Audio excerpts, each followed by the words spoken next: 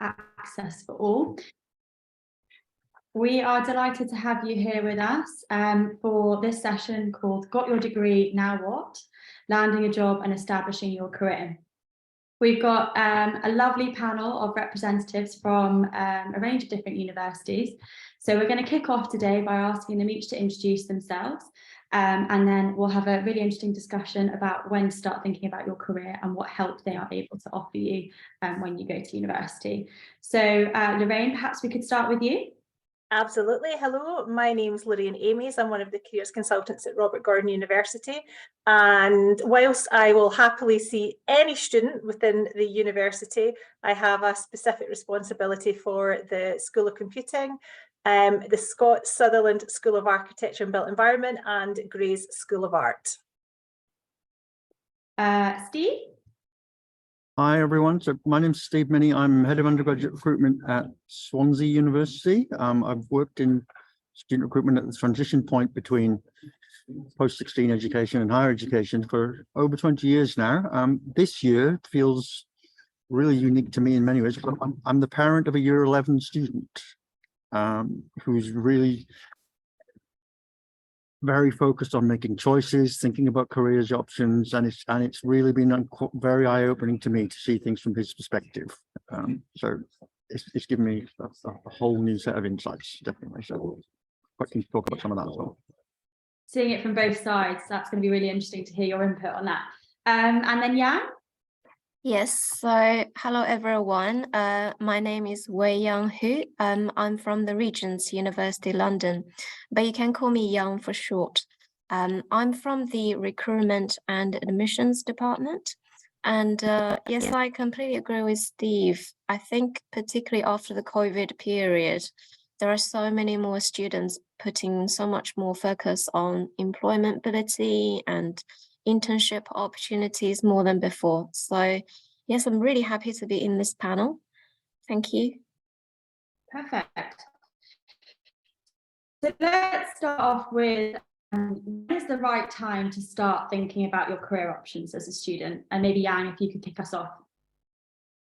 Yeah, so I think in terms of the right time to start thinking about the career options, personal experience, I would say it's never too early, but I would say maybe the first year when you just start university, maybe that's the right time when you can start thinking about the career options. And as your study progress, you can really firm up your ideas. And then when you're in your final year, then you can start looking for, start browsing the websites to see what options are available there. So yeah, I think never too early, but definitely when you first start the university, I think you can start to think about your future career options. Steve, anything to add to that? Yeah, I mean, as I said, I just mentioned my experience as a parent this year, and so my son's been making A-level choices recently, and it's really very apparent just how much pressure he's felt to basically try and figure out what he's going to do with the rest of his life. It also occurred during year 9 when he was making GCSE choices, and you could see that he palpably felt like he had to decide what he was going to do and therefore plot the pathway to it. And so despite the fact that for 20 years my job's been to help people make decisions and choices, I found this one of the hardest things I've ever had to do, actually, is to say, slow down. You're not deciding in concrete terms exactly what will happen in your 20s, 30s, 40s and 50s. You're just trying to decide which subjects you like the most and might be useful to you. And that was really the key thing. So I agree, it's never too early to start thinking about career choices, and there are all sorts of things you can do to start building a supporting portfolio of skills and experiences that will support you in competitive situations. But it's also okay if you don't know. And I think that's a really key thing. It's all right. Most. Oh gosh, I think Steve's having some technical issues. Maybe Lorraine, you'd like to pick up where Steve left off, or yeah, do you know what I think? Internet connection to join us again. I think a really good question to ask ourselves is, hands up, if we have no idea what we want to do when we grow up, because, you know, it's a continual process. It's not a case of making that decision now, and that's a decision that you need to live with forever. You know, you've made that choice, you know, you've made your bed, that's what you're going to do. I think it's important, as Steve said there, it's about reflecting on your, you know, your skills, your knowledge, your experience. It's understanding your likes, your dislikes.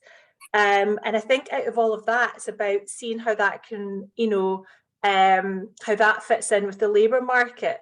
And whilst, you know, you were, I think Steve was saying his son's in year 11, the labour market that he's looking at now is not necessarily going to be the labour market when he graduates from university, if that's where he goes. So you almost need to be a future forecaster. So I would say make sure you're aware of your skills, your experience and knowledge. Get involved as much as you can, but know the labour market, you know, make sure that you network and keep up to date with what's going on out there.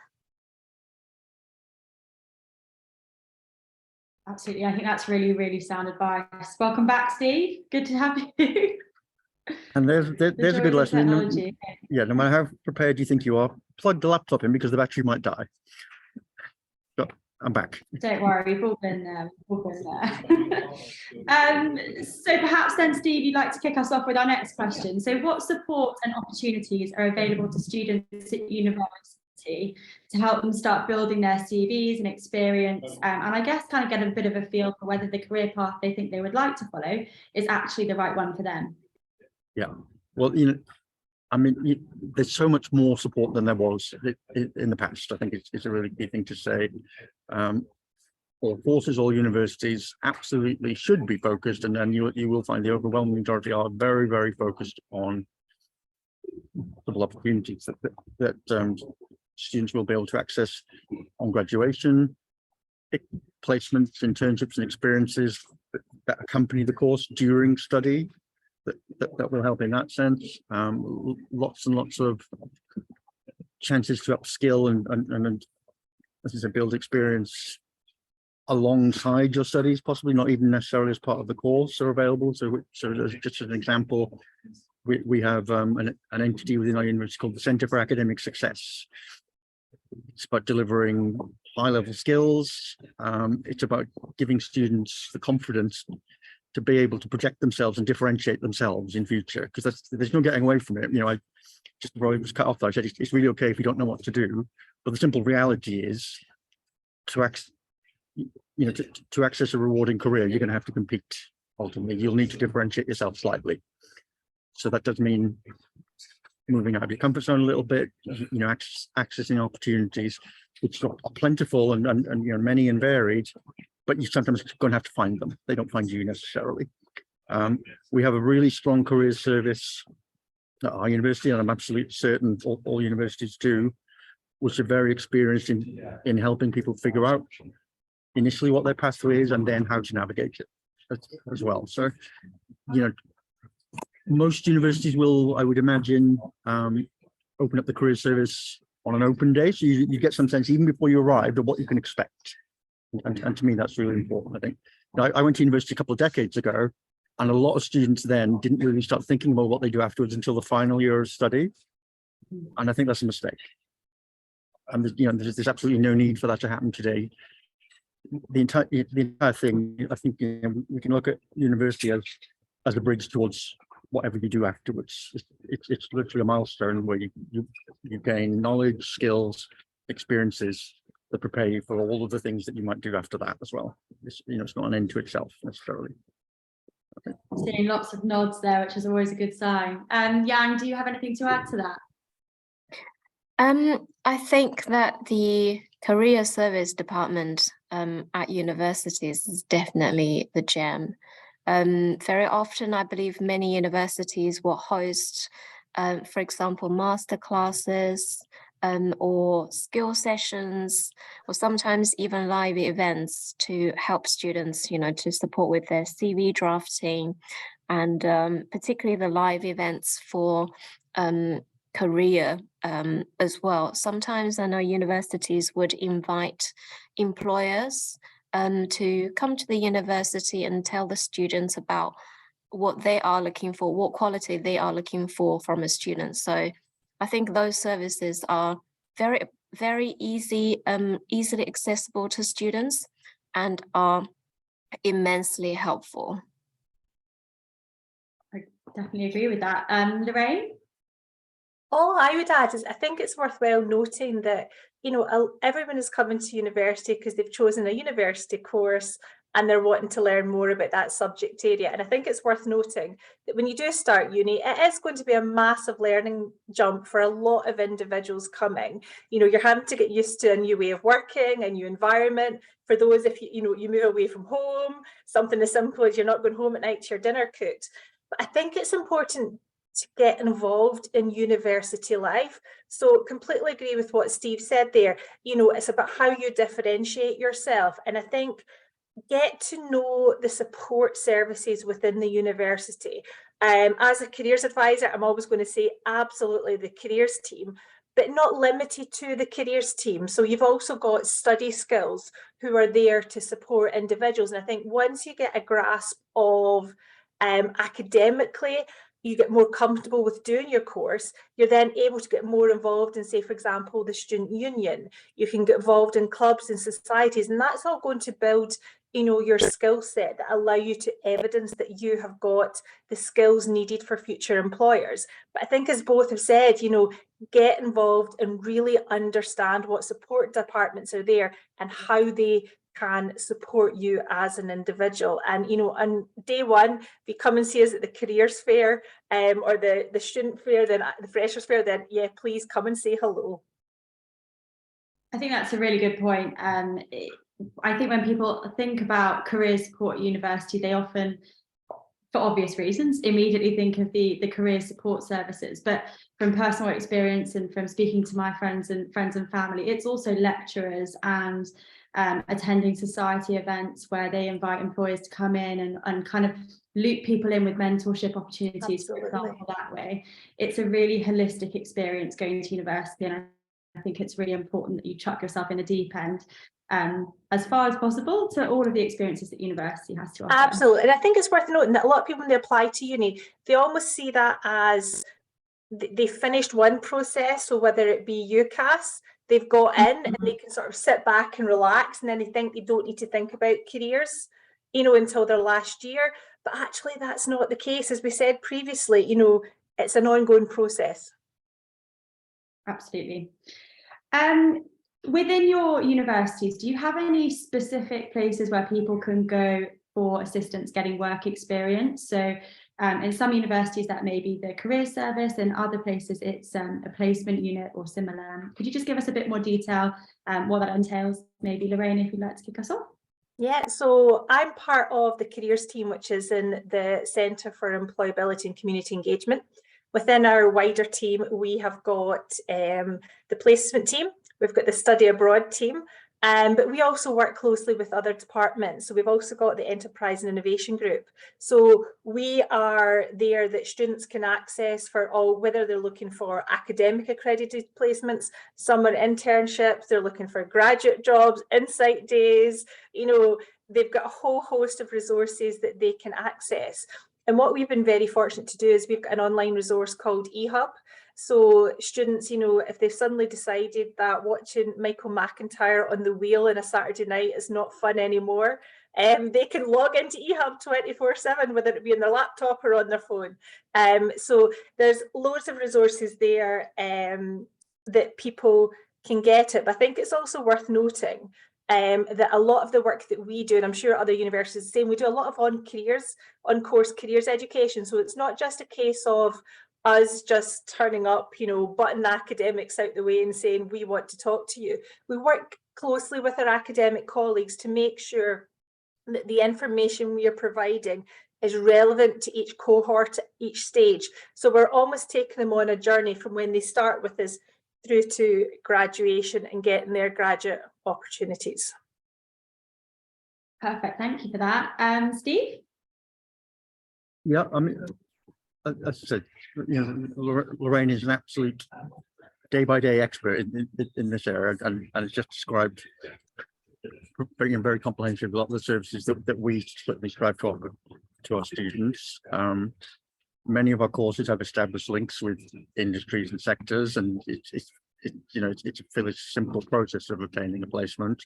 In others, you have to strive a little bit harder. Part of that, I think, when we do have courses where deliberately, in some cases, the onus is on the student to find the placement, that can seem a bit unfair and like a lot of pressure. It's amazing training for a job search, I'd say, and you're not completely on your own, but it's great practice actually. But for that element of thinking about where do I start, who do I speak to, how do I build a network, how can I get a foot in through the door? Because and these are all skills that you build later on in some ways. One of the things I just wanted to pick up really was we talked quite a lot there about a range of different support services that you can access that will help build your future employability, because they'll help you grow. That's the easiest way to put it. That's mainly what university is about. It's about you growing as a person. Very often, I've always found it, students access services of that nature when something's gone wrong or to fill a gap.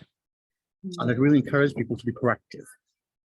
These things are there to help you grow and flourish, not just fix something that's gone wrong in the first place. So you don't just go to career service because you literally think, 6 months left, where's my income going to be in 6 months' time? In the first year of the course, you could go and find out what skills do I need, what are the jobs I've never heard of. If there's a big name employer you're attracted to, what's their process? When's the application form? I think we'll probably talk about that in a sec, but what's the route, the eventual destination? So there's an awful lot to be said there for being proactive and not just doing things suddenly because you feel you have to. Yeah, excellent advice there. Yang, anything you would like to add? I think Lorraine and Steve really have covered everything. What I would very shortly add is the alumni group as well. If students are not sure how they could build up their experience or where they can find support, actually finding the alumni who studied the same subject as you before, listening to their experience is also very beneficial as well. I never thought of that. That's a great piece of advice. Moving on then. So when should students start thinking about applying for graduate roles? Where can they go to find out about opportunities that are available, what the deadlines are, what the processes are, sorry. Yang, let's start with you this time. Yeah, when should students apply for graduate roles? I think for the roles that recruit annually that start the following autumn, students can probably start applying in the autumn of their final year. The length of the selection, the interview, the whole process, it takes the time it takes is different, varies from employers to employers. So I would say, again, it's never too early just to at least to get prepared, but probably apply around the autumn. And where can students find opportunities and deadlines? Again, career service department would be the department to consult for advice, although most of the time the employers will have the information published on their website already, but sometimes students, if they need guidance or whatever, I think the career service team can always give them a lot more useful information than what you'd realize. Perfect. Steve, you're nodding there. Agree with everything that Yang has to say? Yeah, absolutely. As we said, professionals such as Lorraine will be able to answer pretty much all of these questions for you, I suspect. Once you figured out a sector you're interested in, maybe a particular company, I'd suggest if you've left it too late, if you've got to the end of your second year and you haven't worked out the application process. Yeah. Have I frozen? Am I back? Oh, no, we can still hear you, Steve. Okay. You're back. So for me, Lorraine will clarify, but I think at the very latest, your second year of study is when you should find out timelines and application process, because almost certainly it will involve doing something at the very beginning of year 3, usually. So that would be my advice around that one. Lots and lots of graduate employers use a mechanism called a graduate assessment centre. And we're very focused as a university, and I'm sure most are, on preparing students for that kind of selective filtering competitive situation. Something that I've always enjoyed about Swansea is we have a student-led group that does that. And again, which involves recent alumni, where basically you learn how to get through those, you learn hints and tips about how to get through those graduate assessment centres, get advice on preparing from people who've just done it. And that's really, really effective usually. And as a result, it's particularly our business schools very good at that. And graduate employment, the statistics involved there are very, very strong, I think, partly because there's so much preparation that goes on. Brilliant. And Lorraine? Yeah, I know in England the degrees are 3 years, in Scotland they're 4 years. So just to the caveat for it all, I would say semester, your last semester and your penultimate year, absolutely get prepared, because the more prepared you are, you can hit the ground running and you can start applying for the roles that are advertised in September. But I think it's worth noting here that when we talk about graduate roles, it can actually be split into 2 areas. So you've got the graduate schemes, which is what we've just spoken about. They tend to be advertised early September. Some of them, their closing dates are as early as October. Typically, they go on till the end of December, maybe into January, with a start date in late summer, in early August. But you've also got graduate jobs, and that's jobs where individuals are recruited because they've got a degree, they're a graduate, and it's less formalised. So a graduate scheme, you tend to be recruited for a certain period of time. You will be offered a mentor, you will be given support, structured training to support you through either different departments or different areas. A graduate job is where the employer feels that you have got the skill set that they need, the experience, the knowledge, and you will go in straight in and be doing that job on day one. And there's a lot of roles that will apply to. For example, you've got digital marketing, media, some computing courses.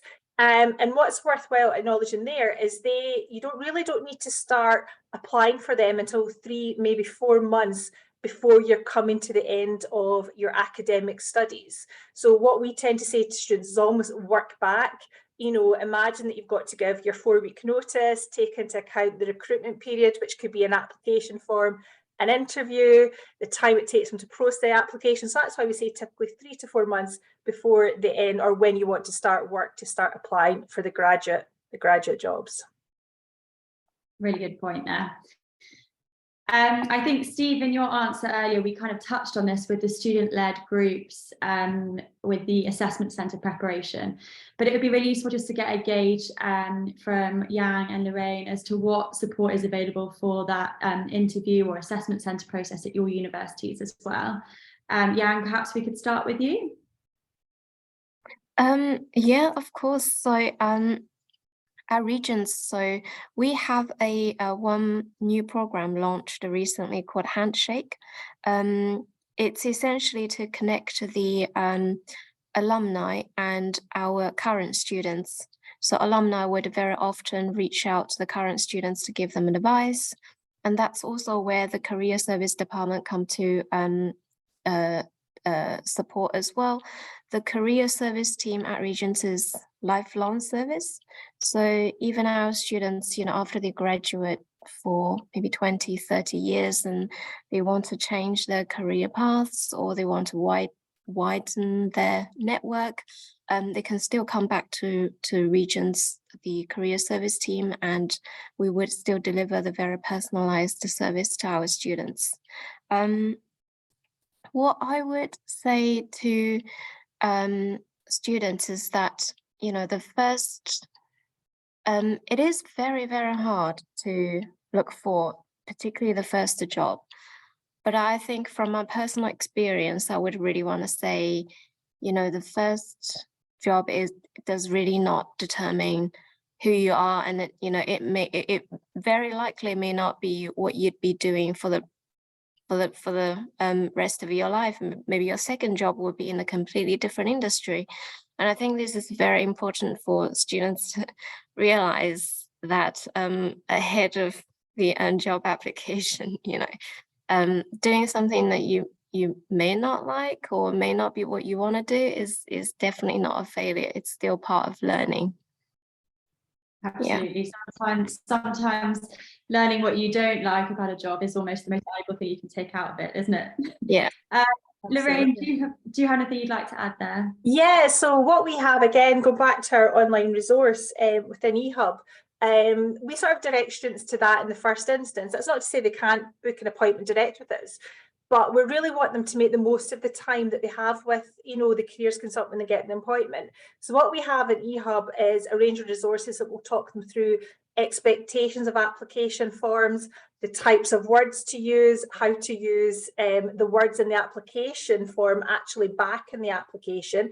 We have mock interviews online where students can go in, complete a mock interview and actually get feedback. Then they can share it with the careers consultant who we can go in and give a bit more tailored individual impact. And similar to what Steve's got within the business school at Swansea, we have online mock assessment centres that the students can access. But I totally think the key here is alumni. We encourage people to use LinkedIn. It's a fantastic resource, regardless what university you're going to. All universities have got a page. If you go in and click on it, make sure it says the name school next to the university name.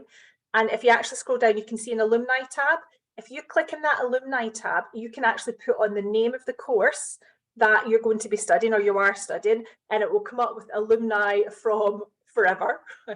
You can narrow it down. So you can actually go in, and what I would say is become a people collector. Go in and see what other people are doing. Go in and see other people's career paths. And I think, as both Yang and Steve have said, there is no wrong decision. It's just making a right decision for you at that time. But it's being able to have that belief in your own skills, experience, and knowledge to, if that's not the right decision, make the transition to something else. Excellent advice.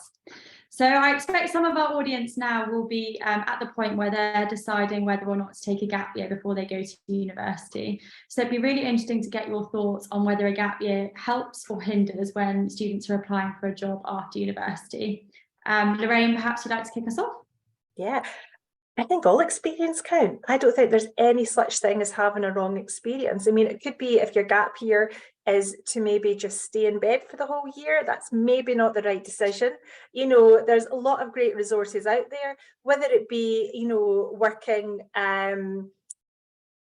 with a local employer, maybe going full-time in your part-time job, or continue to go part-time, a bit of volunteering, getting some work shadowing.